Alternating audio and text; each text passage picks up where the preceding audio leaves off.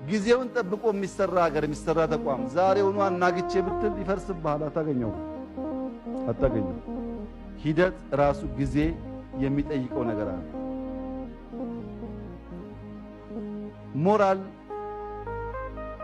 ገርነት፣ ደግነት በሰው ጉድለት መደሰት ሳይሆን በሰው ስኬት መሳቅ ነው፣ መርካት ነው።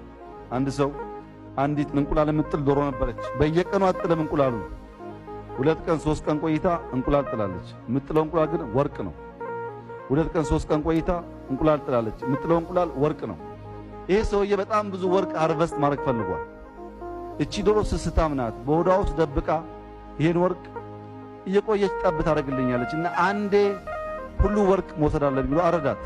ሲያርዳት ሆዷ ውስጥ ምንም አይነት እንቁላልም ወርቅም የለም። ጊዜውን ጠብቆ ሊወለድ የሚገባውን ወርቅ ዛሬ ሰበስባለሁ ለብታርደው ባዶ ነው፣ አታገኘው።